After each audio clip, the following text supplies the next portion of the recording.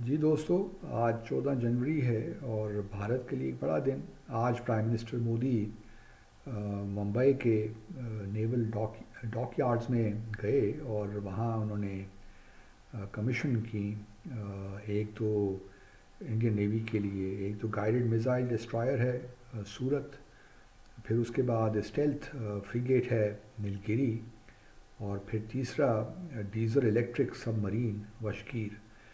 تو یہ تقریباً آپ کہہ سکتے ہیں کہ بہت بڑی ڈیولپمنٹ ہے، اور ہمارے لیے تو آبویسلی خطرہ ہونا چاہیے، کیونکہ جس طریقے سے بھارت کی نیوی ڈیولپ ہو رہی ہے وہ ہمارے لیے مزید چیلنجز لے کر آ رہی ہے۔ بھارت کا یہ کہنا ہے کہ جی انڈین اوشن ریجن جو ہے یہ ان کے لیے بڑا امپورٹنٹ ہے، اور چونکہ چائنا بھی اپنی نیوی کو ڈیولپ کر رہا ہے، اور تقریباً ان کے پاس تو اب پچھلے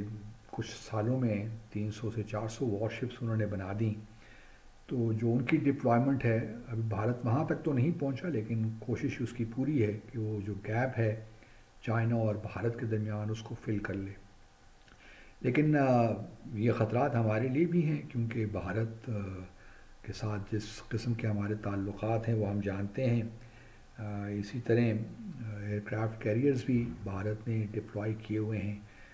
تو ہمارے لیے ہم بلو واٹر نیوی تو بھی اس طرح نہیں بنا سکے، لیکن یہ ہے کہ اس پہ ہمیں کام کرنا چاہیے، کیونکہ جہاں تک ایئر فورس کا تعلق ہے اس میں تو میں دیکھ رہا ہوں کہ پاکستان نے کافی اس میں کافی ہم آگے بڑھے ہیں، اور کچھ انڈین اینالسٹ کا یہ بھی کہنا ہے کہ پاکستان جہاں تک ایئر فورس کا تعلق ہے، کیونکہ ہم نے اب اسٹیلتھ جنگی طیارے چین سے ہم لے رہے ہیں، ترکی کے ساتھ بھی ہمارے مذاکرات ہو رہے ہیں، تو یہ اسٹیلتھ ٹیکنالوجی جو ایئر فورس نے حاصل کی ہے یا کر رہے ہیں، یہ ایک بہت بڑا گیپ کریٹ کر دیں گے پاکستان اور بھارت کے درمیان۔ حالانکہ بھارت بھی رافیل جیٹس بھی لے رہا ہے، فرانس سے امریکہ سے بھی ایکوزیشنز ہو رہی ہیں، لیکن بھارت کے لوگوں کا یہ خود ماننا ہے کہ پاکستان اگر یہ اسٹیلتھ 5th جنریشن یہ فائٹر ایئر کرافٹ کو مل جاتے ہیں تو ایک بہت بڑا گیپ ہو جائے گا، جو بھارت کے لیے ممکن نہیں ہوگا اگلے 6 سے 7 سالوں میں پر کرنا۔ لیکن نیوی میں جہاں تک نیوی کا تعلق ہے اس میں البتہ بھارت جو ہے لگتا مجھے کچھ یہ ہے کہ شاید ابھی ہمارے پاس ہمیں کافی وقت لگے بھارت کو کیچ کرنے میں، یا جو بھی گیپس ہیں ہمارے، تو اس لیے پاکستان کو اس بارے میں سوچنا پڑے گا۔ اگر ہم چاہتے ہیں کہ ہمارا ڈیٹرنس کریڈیبل ہو تو صرف وہ نیوی کے بغیر ہو نہیں سکتا۔ نیوی بڑا امپورٹنٹ کمپوننٹ ہے اس ڈیٹرنس کا۔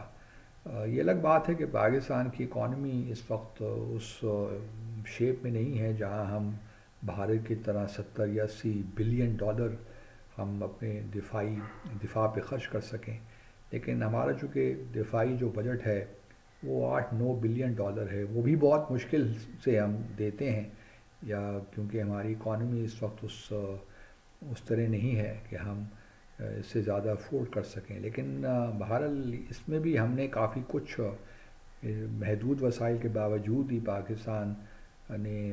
اپنا ڈیٹرنس تو قائم کر رکھا۔ یہ بہت بڑی کامیابی ہے ہماری کہ محدود وسائل میں ہم نے بھارت جیسے ملک کو جو ہم سے کئی گنا بڑا ہے اور اس کے پاس بے شمار وسائل ہیں، ان کو بھارت ہم نے کنٹین کیا ہوا کسی نہ کسی حد تک۔ یہ الگ بات ہے کہ 2019 میں انہوں نے بالا کوٹ پہ حملہ کیا، وہ کہ اس حملے سے ہمیں کوئی نقصان تو نہیں ہوا، لیکن یہ ضرور ہوا کہ انہوں نے ہماری ایئر اسپیس کو وائلیٹ کیا۔ ہم نے بھی جوابی کارروائی کی اگلے دن، اور وہ بڑی کامیاب رہی۔ ابھینندن کو ہم نے گرفتار کیا، پھر واپس بھی کر دیا، وہ ایک الگ کہانی ہے۔ لیکن آج میں دیکھ رہا ہوں کہ بھارت جو نیوی اپنی انڈین نیوی کو جس طرح ڈیولپ کر رہا ہے وہ ہمارے لیے خطرہ ہونا چاہیے، اور ہمیں آئی ایم شیور کہ جو بھی ہمارے ریلیونٹ ادارے ہیں وہ اس بارے میں سوچ رہے ہوں گے کس طرح جو بھی گیپس آئے ہیں ان کو کس طرح ہم نے پلگ کرنا ہے۔ ہم آبویسلی بھارت کو میچ نہیں کر سکتے کہ انہوں نے ایک میزائل بنایا تو ہم نے ایک میزائل بنایا، انہوں نے ایک وار شپ بنائی تو ہم نے ایک وار شپ بنا دی، اس طرح نہیں ہوتا۔ ہمیں اپنی ضروریات کو سامنے رکھتے ہوئے، ضروری نہیں ہے کہ اگر ان کے پاس 200 شپس ہیں تو ہمارے پاس بھی 200 وار شپس ہونی چاہیے۔ ہم لمیٹڈ وسائل میں رہ کر لیکن کوالٹی کی چیزیں حاصل کر کے یا مینوفیکچر کر کے یہ کام کر سکتے ہیں۔ بھارت کو ایک ایڈوانٹیج حاصل ہے کہ وہ جو اس قسم کی وار شپس ہیں وہ انڈیجنسلی تیار کر رہا ہے، کیونکہ ٹیکنالوجی باہر سے بھی ان کا کولیبریشن رہتا ہے بہت سے ممالک کے ساتھ۔ مثال کے طور پر جہاں وہ سب مرین ڈیولپ کرتے ہیں تو فرینچ کے ساتھ فرانس کے ساتھ ان کا ایک بڑا کولیبریشن ہے اور ان کی ہی مدد سے یہ کرتے ہیں، لیکن وہ اپنی آہستہ آہستہ انڈیجنس کیپیبلٹی ضرور بڑھا رہے ہیں۔ پاکستان بھی یہ کر رہا ہے، ہمارے ہاں بھی اس قسم کی کوششیں ہو رہی ہیں، لیکن وہ رفتار ہمیں نظر نہیں آتی۔ تو اب وقت آ گیا ہے کہ ہم ان چیزوں پہ توجہ دیں، کیونکہ حالات آگے اور زیادہ گھمبیر ہوتے دکھائی دیتے ہیں۔ خاص طور پہ ٹرمپ صاحب آئیں گے، ان کی کیا پالیسیز ہوتی ہیں، وی ڈو ناٹ نو، لیکن یہ تو بہرحال طے ہے کہ وہ چائنا کو ہی اپنا لانگ ٹرم امریکہ، بلکہ بائی پارٹیزن ہے، اس میں کنسنسس ہے کہ چائنا ہی ان کا مستقبل میں بڑا حریف ہوگا۔ اور پھر چونکہ چائنا بھارت کے تعلقات میں کشیدگی ہے، اور پھر بھارت یو ایس کے ساتھ اسٹریٹجک پارٹنرشپ اس نے ڈیولپ کی ہے، کوڈ کا وہ حصہ ہے، تو اس کو یہ ایڈوانٹیج بھی حاصل ہے بھارت کو کہ یو ایس کی پوری سپورٹ ہے اور یو ایس کی ٹیکنالوجی بھی ہے، باقی ویسٹرن ٹیکنالوجی بھی اس کو اویلیبل ہے۔ پاکستان کے تو ہم پہ تو سینکشن لگ جاتی ہیں، پچھلے دنوں missile related ballistic missile related sanction بھی ہم پہ لگے، حالانکہ کوئی ان کی کوئی جسٹیفائی نہیں کر سکتا ان سینکشنز کو۔ تو معاملات گھمبیر تو ہیں، لیکن پاکستان